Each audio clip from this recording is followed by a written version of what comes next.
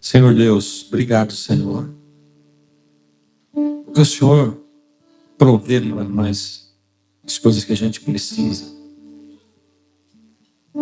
Sim, o Senhor é o ar que nós respiramos. E nós dependemos totalmente de Ti, Pai. Nos ajuda, Pai, a caminharmos no caminho que o Senhor nos chama para caminhar com o Senhor. A seguirmos o Senhor. A termos o Senhor como o nosso pastor. Recebe o nosso louvor, a nossa honra. Recebe a glória de todo o universo, Pai. Nós oramos em nome de Jesus, Amém. Bom, nós estamos no último episódio da série que se chama... E eu perguntei para vocês que no primeiro culto eu errei. Então é do silêncio ao grito, só para eu ter certeza do que é mesmo, né? Mas, só lembrando vocês, o povo de Israel, antes de passar o Rio Jordão, antes de entrar na Terra Prometida, fez uma aliança com Deus. Deus propôs essa aliança em 4 partes. Foi isso que a gente viu na última vez. Uma parte que começou antes de eles passarem.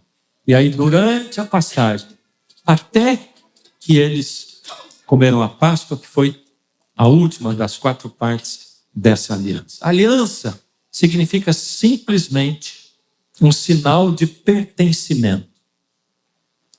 Uma declaração de pertencimento. Quando eu faço casamentos, e aí na hora de colocar aliança, e aí eu sempre digo, bom, essa aliança, ela representa que você pertence ao... Você está dizendo que pertence a alguém. Você está olhando meu dedo? Não, para de olhar. Eu estou assinando. Mas é porque a minha não cabe mais, viu? Preciso dar um jeito nela ainda. Mas a aliança é isso, é um sinal de pertencimento. Eu declaro que eu pertenço. E Deus quis fazer essa aliança com o povo. A aliança é muito mais extensa, muito mais ampla, muito mais maravilhosa. E a gente viu essa aliança semana passada. Agora, eles estão do outro lado do rio já. E agora a coisa vai acontecer. Agora eles vão avançar para dentro de Canaã, da Terra Prometida. E aí a gente encontra esse texto lá em Josué, no capítulo 5, verso 13. Estando Josué ao pé de Jericó, levantou os olhos e olhou. E eis que se achava em pé diante dele um homem que trazia na mão uma espada nua. Chegou-se Josué a ele e disse: És tu dos nossos ou dos nossos adversários? Eu quero dividir esse texto aí, esse verso, em 3 partes. E a gente vai começar a olhar para essa primeira parte. Diz assim: estando Josué ao pé de Jericó, levantou os olhos. Vamos lá? Levantou os olhos e olhou. Não parece uma redundância isso aqui? Levantou os olhos e olhou. Uma coisa clara, né? Parece que não precisava ter uma das 2 coisas ali, né? Levantou os olhos e olhou. E quando existe repetição na Bíblia, né? É para a gente chamar, é para a gente olhar com uma atenção especial para aquilo. E você vai ver que o texto aí declara de todos os jeitos isso que eu vou te falar agora. Josué, depois de fechar a aliança com Deus, depois de ter passado o Jordão, diante do grande desafio de avançar nessa batalha, que era uma batalha entre o bem e o mal, Josué levantou os olhos e olhou. É porque Deus fala de quem olha e não vê também. Conhece alguém que olha e não olha? Ou será que é o seu caso? Você olha e não olha? Olha, mas não vê? A Bíblia fala de algumas situações. Logo depois que Jesus tinha morrido, antes que fosse anunciado a sua ressurreição, ele tinha aparecido só para as mulheres. E as mulheres não eram, na época, dignas de nenhuma confiança. É por isso que o cristianismo é tão interessante, né? Jesus dá um protagonismo para as mulheres enquanto ele era vivo e depois quando ele ressuscita também. E aí 2 discípulos indo pelo meio do caminho, voltando para casa, eles moravam num lugar chamado Emaús, e eles voltando desanimados, decepcionados com Deus. Já se sentiu decepcionado com Deus alguma vez? Sabe quando você vive uma experiência com Deus, você entrega o coração, eu vou falar a palavra, você sente, você vive uma experiência. E de repente, lá na frente, você se sente totalmente abandonado e você se decepciona com Deus. Esses discípulos e todos os outros, eles esperaram o Messias. Quando ele veio, e era Jesus, e ele fez tantas coisas, tantas maravilhas, na cabeça do judeu normal, o Messias, quando viesse, não morreria mais. Por isso, o chão deles saiu. E eles se sentiram completamente abandonados, decepcionados. Eles estavam indo pelo caminho embora. Isso era o primeiro dia da semana. Jesus chegou junto com eles, começou a caminhar com eles, conversava com eles, e aqui acontece exatamente essa experiência da qual ali fala Josué. Eles olhavam para Jesus, mas não viam. Incrível. Olha o que diz o texto. Os seus olhos, porém, estavam como que impedidos de o reconhecer. Olhavam, mas não via. Andaram com Jesus, conheciam a voz de Jesus. Jesus está andando com eles, mas eles pensavam num Jesus morto. Eles viram Jesus sendo crucificado. Olhavam, mas não viam. É visão espiritual. Eles sofriam de uma doença. Essa doença deles era cegueira espiritual. Como é que isso começou? Vamos lá no Gênesis. Na conversa da serpente com a mulher. Então a serpente disse à mulher, é certo que não morrereis. Porque Deus tinha dito, se vocês comerem do fruto, vão morrer. E a serpente disse, é certo que não morrereis. E aí ela diz mais. Porque Deus sabe que no dia em que dela comeres, se abrirão os vossos olhos. Se abrirão os vossos olhos. Opa. E vocês vão ser iguais a Deus. Olha só, aqui é um negócio interessante, né? Porque a serpente estava dizendo, vocês são cegos e vocês vão ver. A serpente estava certa ou estava errada? Errada? É? O que vocês acham? Ele está certo? A serpente estava errada? Ele está certo, a serpente estava errada. Mas também estava certa. Sabe por quê? É porque as coisas do mal, elas nunca são só mal. Tem sempre uma mistura. Porque se alguém chegar para você e disser assim, olha, pensa a tua bebida predileta, tá? Eu vou falar de um suco de uva, mas pode ser, pensa na tua bebida predileta. Chega com essa bebida e diz assim, isso aqui está uma delícia, bebe que você vai gostar. E ela diz, o que é isso? Aí você diz assim, a pessoa diz, é veneno. Você vai tomar isso? Lógico que não. Agora, se ela chega com a bebida que você mais gosta, e ela não fala que é veneno, e ela mistura na bebida que você mais gosta, a mistura pode te enganar. Você pode tomar o veneno, ser amargo, te matar, ou você pode tomar aquilo misturado e não... A gente faz isso todo dia. A gente come um monte de coisa com veneno e bebe um monte de coisa com veneno. E ele vem aos pouquinhos assim, né? E é difícil a gente se desvencilhar deles. Dessas coisas que estão misturadas aí, né? Na nossa alimentação, naquilo que a gente bebe todos os dias. Então a serpente diz assim, olha, vocês hoje são cegos para o mal. Mas quando vocês comerem, vocês vão ter os olhos abertos, vocês serão iguais a Deus. Bom, era mentira porque eles já eram iguais a Deus. Eles conheciam o bem e conheciam o mal. Eles conheciam o mal como Deus conhecia. O bem Deus conhece porque ele é amor. E o mal Deus conhece de saber.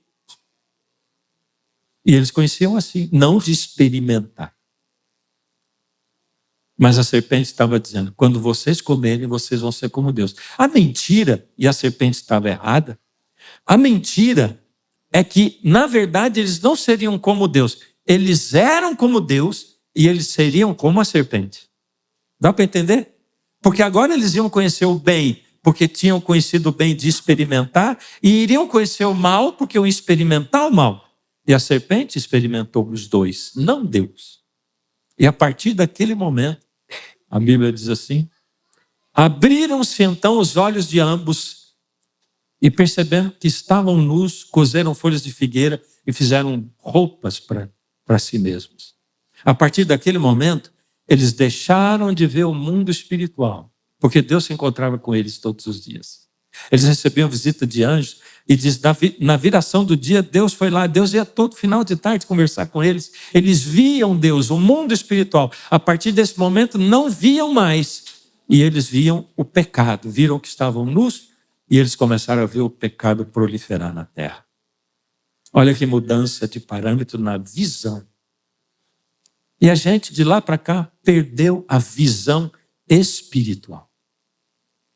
E a luta de Deus com a gente é que a gente viva nesse mundo sem tirar os olhos do espiritual. O tempo todo está dizendo. Jesus, por exemplo, quando conversa com Pilatos, ele diz, o meu reino não é desse mundo. Ele fala, não ajuntem tesouro na terra, ajunta no céu, porque aqui a ferrugem, a traça corroem. Ele está sempre chamando a atenção da gente para o espiritual, mas a gente insiste em viver só com a nossa visão fechada nesse mundo, nos problemas que eu tenho e principalmente nas coisas que não importam, porque Paulo diz assim, porque nós olhamos para as coisas que não vemos, porque o que nós vemos dura pouco e o que nós não vemos é eterno. Esse texto é fantástico. 2 Coríntios, capítulo 4, verso 18, eu acho. 20. Porque nós olhamos para o que não vemos, porque o que nós vemos dura pouco. Ó, visão espiritual. E a Bíblia conta algumas histórias assim. Por exemplo, Eliseu. O rei Ben-Hadad da Síria estava atacando o povo de Israel. E cada vez que ele traçava uma estratégia de guerra, Eliseu, o profeta, contava para o rei, Deus falava para Eliseu, Eliseu contava para o rei, e quando o rei vinha atacar, eles estavam preparados. Outro dia, outra estratégia, de novo, a mesma coisa. E o rei pensou, tem traidor aqui no meio do meu exército. Reuniu o exército e falou, eu quero saber quem é o traidor. Achem esse traidor. E alguém lá diz, majestade, na verdade não tem traidor, é que lá tem o profeta, o Eliseu. E Deus conta para ele, e ele conta para o rei, e o rei se arma, esperando sempre. E aí Ben-Hadad diz, mudar a estratégia. Focou no Eliseu, e mandou o exército dele todinho atacar Eliseu, a casa de Eliseu. Está lá Eliseu na casa dele, com o servo dele. E de repente, o exército de Ben-Hadad, todo o exército da Síria em volta da casa de Eliseu. E o servo dele saiu, ouviu o barulho, voltou, Eliseu, Eliseu. Olha o que está acontecendo aqui. Desesperou-se. E ali acontece uma cena fantástica. Eliseu diz, Senhor, abre os olhos dele para que ele veja. E o Senhor abriu os olhos do moço e ele viu que o monte estava cheio de cavalos e carros de fogo em redor de Eliseu. É uma pergunta, esses soldados, cavalos, carros de fogo, eles apareceram no momento que Eliseu disse, Senhor, abre os olhos dele, ou eles já estavam lá antes? Eles estavam lá antes. O rapaz só não conseguia ver. Você entende? Se os teus olhos e os meus espirituais, se o véu que separa esse mundo do mundo espiritual se abrisse, o que você acha que a gente veria aqui dentro? Pelo menos anjos. Só anjo bom, não é? Não também. É a mesma cena que o Eliseu viu. O exército inimigo e o exército do Senhor ao redor. Essa é a luta de todo dia. A mente da gente, o coração da gente é o campo de batalha nesse grande conflito. Estando Josué ao pé de Jericó, levantou os olhos e olhou e viu. Olha, Deus quer abrir os seus olhos espirituais o tempo todo. E não é só em momentos assim grandiosos, nas coisas pequenas da vida. Eu estava estudando esse assunto e lembrei de uma coisa que aconteceu um tempo atrás. Eu estava em casa, tinha machucado minha perna, aí eu não podia botar o pé no chão, pé para cima, e estava lendo a Bíblia em Isaías, meditando, orando. E quando eu acabei de ler aquele texto, de repente me veio à mente um amigo meu com quem eu já não falava fazia muito tempo. E eu não pensei nele porque tinha alguma coisa a ver com Isaías. Eu não sei porque que ele veio na cabeça, mas veio ele. Mora em outro estado, né? Meu coração aqueceu e eu fui impelido a telefonar para ele. Eu não tinha o telefone, liguei para uma pessoa que tinha, ela me passou o telefone, eu anotei, liguei e atende do outro lado uma voz que não era a voz do meu amigo. Meu amigo tinha menos de 50, aquela voz tinha mais de 70. Uma voz triste. Alô? Digo, pelo alô já desconfiei.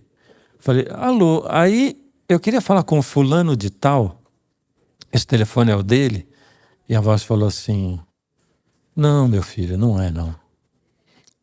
Não conheço essa pessoa, esse telefone é de outra pessoa. Eu falei, puxa vida, desculpa, eu vou conferir aqui, o número é tal. Sim, o número está certo. Mas não é dessa pessoa que o senhor está falando aí. Desculpe. Eu falei, não, desculpe né? Perdão. Desliguei. E aí ficou na minha cabeça aquilo ainda. Mas por que número errado? Ela me passou o número é esse, eu disse que é o número certo. De repente eu pensei, será que não é para eu falar com esse aí, ao invés de eu falar com o meu amigo? Aquilo tomou uma proporção na minha mente, no meu coração, que quando eu pensei aquilo, instantaneamente eu já liguei de novo para o camarada. Só dei um rediscar lá, pá! E eu nem pensei o que eu ia falar para ele, porque quando ele atendeu, eu não pensei que eu ia falar. Foi automático assim, né? Aí ele atendeu, aí eu falei, alô, aqui é o rapaz do engano. Aí ele disse, já reconheci. O senhor me desculpa, tal, mas eu não sabia o que dizer. Eu falei assim, o senhor por acaso conhece alguém aí que pertence à igreja adventista? É porque eu queria, né? Aí ele disse, conheço sim. Eu falei, então deixa eu falar para o senhor, eu sou um pastor da igreja adventista, não disse meu nome, eu sou um pastor da igreja adventista.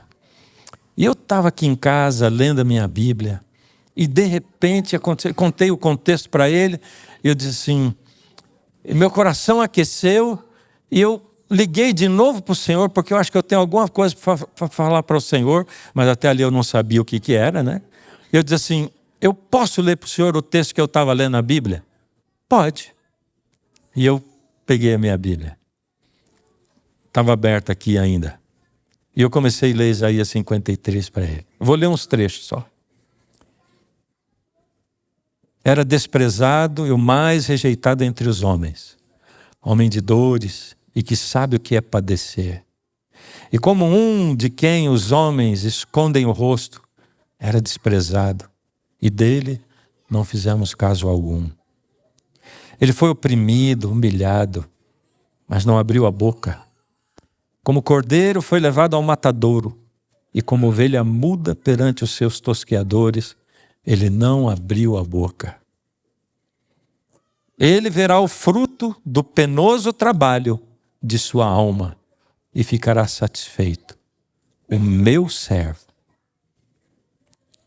Por isso, eu lhe darei muitos como a sua parte. Aí quando eu terminei de ler isso aqui, o homem estava chorando. E ele falou, puxa vida, eu sou membro da igreja adventista, sabe? E eu estou com 70 anos. A minha vida inteira eu dediquei para um ministério que é Desbravadores. Eu amo isso. Eu amo. Mas na semana passada eles me tiraram do clube e sem palavras disseram que não precisam mais de mim. E aí eu fiquei muito chateado, eu me senti rejeitado, eu me senti ultrajado. E agora há pouco eu estava aqui com a minha mulher, conversando, abrindo meu coração, e eu disse para ela assim: eles não precisam de mim e eu também não preciso deles. Não volto mais lá. E aí, de repente, do nada, o Senhor me liga e me fala isso. E eu entendi. Obrigado. Obrigado. Até hoje eu não sei quem é esse homem.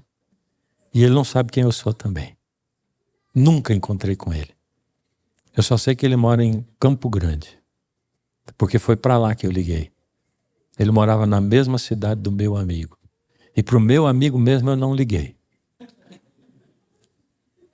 Porque eu entendi que o que Deus queria fazer, Ele já tinha feito. Aquele dia não era dia de falar com meu amigo. O grande problema é que nem sempre a gente tem ouvidos e olhos abertos para que Deus possa conduzir a gente, para que Deus possa tocar pessoas através da gente, ou para que a gente entenda quem é Deus e como Ele se manifesta. E eis que se achava em pé diante dele um homem que trazia nas mãos uma espada nua. Chegou-se Josué a ele e disse-lhe: és tu dos nossos ou dos nossos adversários? Josué levantou os olhos e viu, e o que ele viu foi alguma coisa diferente. Porque os olhos dele estavam abertos, os olhos espirituais, e ele viu um homem com uma espada e fez uma pergunta ridícula para aquele homem. Essa pergunta é ridícula, porque Josué andou 40 anos com aquele povo no deserto. Ele sabia o nome de todo aquele povo, era uma multidão, mas ele conhecia todo mundo, ele viveu com aquele povo. Como é que ele pergunta: és tu dos nossos? Ele sabia que não era dos dele. Mas ele viu alguma coisa diferente. Porque se fosse um inimigo, ele também não ia chegar para perguntar se ele era inimigo. Você é inimigo? És tu dos nossos ou dos nossos adversários? Não sou, ele respondeu, não, sou príncipe do exército do Senhor e acabo de chegar. Uau! Não sou nem dos teus e nem dos deles. O que você entende com isso? Você é dos nossos? Porque ele podia ser, eu estou com você. Eu sou dos teus. Ele disse, eu não sou dos teus e não sou dos deles. Eu sou príncipe do exército do Senhor. Quem era esse príncipe do exército do Senhor que estava diante de Josué? Quem era ele? E a Bíblia deixa para a gente assim, um monte de pistas, mostrando quem era aquele príncipe do exército do Senhor. Lembra lá Abraão, quando ele está na sua tenda, e 3 homens o visitam. E a Bíblia diz assim, apareceu o Senhor a Abraão nos carvalhais de Manre. Por que o Senhor? Era o Senhor porque depois os 2 anjos se dirigem para Sodoma e Gomorra, e o texto diz, e os 2 anjos chegaram em Sodoma e Gomorra, e Abraão permaneceu, diz o texto, na presença do Senhor. Era o próprio Senhor Jesus que visitava Abraão. É por isso que Jesus, ele está em toda a Bíblia, desde o Antigo Testamento, pelo Velho Testamento, ele é o centro da Bíblia. Jesus é o Deus eu sou que apareceu para Moisés. Jesus antes disso apareceu a Abraão nos carvalhais de Manre, ele pessoalmente. Lembra de Jacó, quando ele lutou com o anjo, com um homem? Olha o que o texto diz, e lutava ele com um homem até o romper do dia. Jacó vê um homem e ele luta com aquele homem. Aqui é interessante porque Josué chega diante dele, você é dos nossos, mas Jacó não, ele já começou a lutar. Já saiu no braço com aquele homem. Aí Oséias comentando isso, ele diz assim, lutou Jacó com o anjo e o venceu. No texto de Gênesis dizia homem, Oséias diz o anjo, e agora o texto de Gênesis termina o relato dizendo, perguntou-lhe pois, como te chamas? E ele respondeu, sou Jacó. Então disse: já não te chamarás Jacó, e sim Israel, porque lutaste com Deus e prevaleceste. Era o Senhor. Jacó lutava contra o Senhor. Com o Senhor. Mas ele lutava com o Senhor, vendo o Senhor, sabendo que era o Senhor, e ele lutava por uma bênção, porque Jacó diz assim: você não vai sair daqui enquanto você não me abençoar. Que pretensão é essa, né? Não vou deixar você ir, imagina. Não vai sair daqui. Quem era o Jacó? A coisa mais fantástica de Deus é que Ele permite a gente esse tipo de relacionamento, onde a gente entende Deus da nossa maneira, cobra coisas dele como se nós fôssemos a coisa mais importante do mundo, e ele diz: eu deixo você pensar que é a coisa mais importante do mundo, porque para mim você é a coisa mais importante do mundo. É por isso que eu deixo. É um pai brincando de lutinha com um filho. Não é? É isso, brincando de lutinha.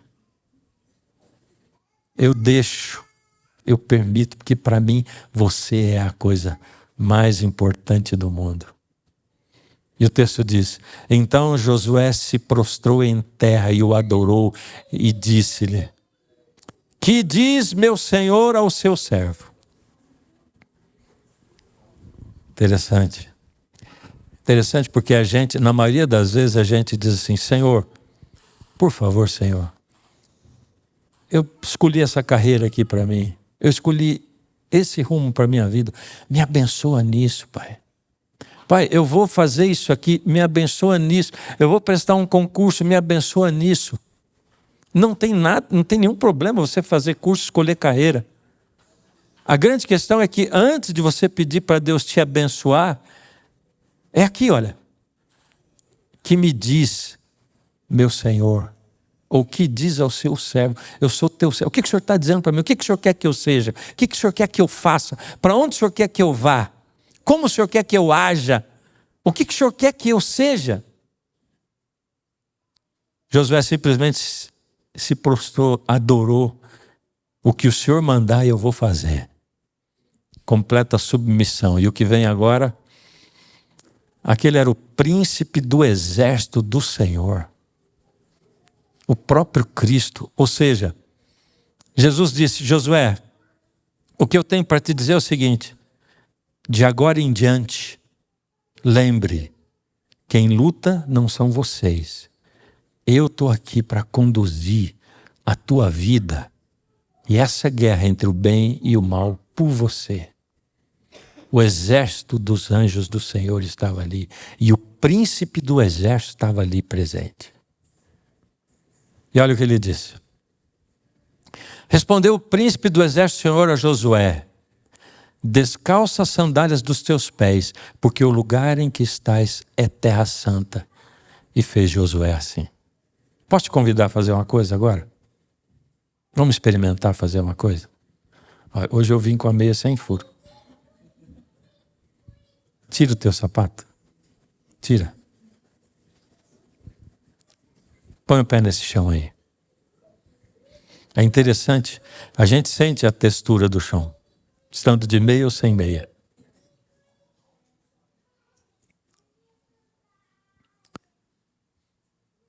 Descalça os teus pés, porque o lugar onde você está pisando é terra santa. Você acredita que esse lugar aqui é terra santa? Acredita? Que sejamos nós quem formos ou quem somos. A gente veio aqui no objetivo de adorar a Deus. A gente está aqui todo mundo junto, juntando o trapo que cada um é e que cada um tem. A gente está aqui olhando para Deus e dizendo assim: o que o Senhor quer que eu faça? Esse lugar onde você está é terra santa. Aquele lugar onde Josué estava era terra santa, por quê? Porque Josué pisava lá. É porque ele era conduto entre o céu e a terra. Era porque Deus estava ali presente. O príncipe dos exércitos do Senhor estava ali. E sabe de uma coisa? Será que só aquele lugarzinho onde Josué e o príncipe do exército do Senhor estavam é que era a Terra Santa? Só aquele lugar? Ou será que toda aquela terra era a Terra Santa? Todo lugar por onde Josué pisasse ou caminhasse seria Terra Santa. Simplesmente porque Josué aceitou ser o conduto de Deus. E através de Josué, Deus santificava aquela terra. Todo lugar onde você e eu pisamos é Terra Santa quando a gente é conduto de Deus. A tua casa é Terra Santa. O teu trabalho é Terra Santa. As ruas são Terra Santa. O supermercado, quando você para ali no caixa, Terra Santa. O restaurante, quando o garçom vem ali falar com você, é Terra Santa. Porque Deus santifica a terra onde você pisa, a partir do momento em que você decide se tornar conduto da santificação de Deus na tua vida para essa terra. E quando a gente sai daqui e pisa esse bairro, que esse bairro seja Terra Santa, essa cidade seja Terra Santa.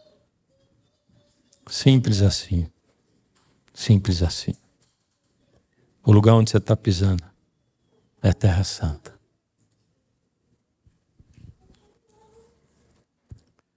E aí vem a instrução. Qual foi a instrução mesmo? A instrução foi assim. Ridícula, hein? Olha, toda a estratégia de guerra era uma estratégia ridícula. Lembra que a gente veio estudando aí nesse tempo todo? Tudo. Agora, termina com o ridículo do ridículo. Agora, Josué, o que vocês vão fazer, a parte de vocês é essa. Vocês vão rodear a cidade uma vez durante 6 dias.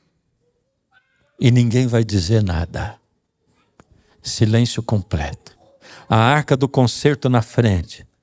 O sinal de que eu pertenço ao Senhor. A aliança com o Senhor na frente. A presença do Senhor na frente. A indicação de que o exército do Senhor e seu príncipe estavam lá na frente. E uma volta. Não dava para ouvir um pio. Só aqueles pés em marcha. Pá, pá, pá, pá. E lá dentro da cidade o povo ouvindo a marcha. E nenhum som de voz. Segundo dia. Terceiro dia. O que será que aconteceu com o povo lá dentro? Será que o medo foi embora? E com o povo aqui fora que marchava? Porque Deus faz esses pedidos. Por quê? Pedido ridículo. Como é que eu ligo para um engano e vou ligar de novo para dizer, olha e tal, você me permite ler o Isaías? Quer santificar o lugar onde você está?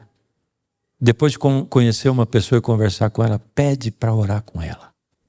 Pode ser teu marceneiro, pode ser o corretor de imóveis que te mostrou a casa para alugar ou para vender para você. Qualquer pessoa. Pode ser o garçom. Posso orar com você? Silêncio total. 6 dias, uma volta. E no 7º dia, 7 voltas. E na última volta, vem a parte de vocês maior agora. Que é o quê? Gritar. Essa guerra, literalmente, foi ganhando grito. Foi ganhando grito. Porque essas coisas não fazem sentido. Porque as coisas de Deus não fazem sentido muitas vezes. E é preciso ter olhos e ter ouvidos espirituais. É preciso andar nessa terra, mas sem tirar os olhos do céu. É preciso lembrar todos os dias que você, sim, é um servo de Deus, que quando você se arruma e quando você vai para a rua, você é um ponto de luz andando por ali. E que você não pode guardar aquela luz. Por isso Jesus insiste dizendo assim, não pode esconder uma luz debaixo da cama. A luz tem que ser tirada debaixo da cama e tem que iluminar O sal não pode ser insípido. O sal tem que salgar, tem que dar sabor. Mas eu não quero que você faça porque tem que ser assim. Eu quero que você faça porque você deseja fazer. Porque de repente eu coloquei no teu coração, eu impressionei você e foi impossível você não fazer, porque você quis fazer aquilo. E eu vou santificar, eu vou iluminar, eu vou salgar através de você. E sabe, a queda dos muros, nesse relato todo, nem é a coisa mais importante. O mais importante é todo o processo que aconteceu para que aquilo pudesse tomar lugar na vida daquele povo. E eles pudessem avançar na terra do inimigo. A gente precisa avançar na terra do inimigo, não precisa? É porque a gente não... quando a gente diz inimigo, muita gente torce o nariz, né? E aí a gente baixa a guarda. E aí a gente acha que ele não existe, que ele não trabalha. Mas sabe, os pés de Daniel santificavam Babilônia. Os pés dele santificavam Babilônia. E aonde Daniel pisava se tornava santo. E nós hoje que vivemos na grande Babilônia, nós temos o prazer de que Deus santifique o lugar onde nós pisamos, porque nós somos condutos de Deus. Bom, quando chega no fim do sermão, eu sempre canto uma música mais calma. Minhas músicas são mais calmas, né? Tem muita gente que diz assim: pastor, meu filho, ele dorme ouvindo suas músicas. São músicas soníferas mesmo, né? Mas hoje eu quero terminar cantando uma música para cima. Uma música de exaltação. Uma música que demonstra quem é Jesus na nossa vida, o contexto no qual nós estamos vivendo hoje e o poder desse príncipe do exército de Deus que se coloca à nossa disposição, à sua disposição. Louvado seja o teu nome, Senhor. O Senhor é o Rei dos Reis, o grande Criador, o nosso Redentor, mantenedor da nossa vida, de tudo que existe, Senhor. Não há lugar para nós irmos se não for ao lado do Senhor Jesus. Ó Senhor, nós estamos pedindo ao Senhor, assume a nossa vida. Nós somos tão pequenos, não somos nada, não temos nada, mas ainda assim é tão difícil para a gente entregar tudo.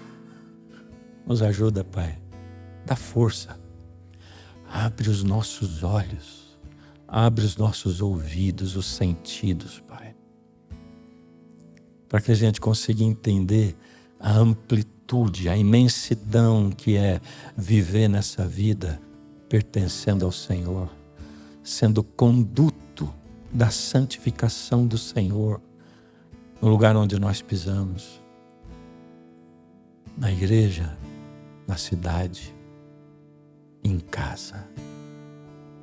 Entregamos nossa vida nas Tuas mãos, Pai, e declaramos: o Senhor é o nosso castelo forte. E oramos em nome de Jesus. Amém. Pode pôr o sapato.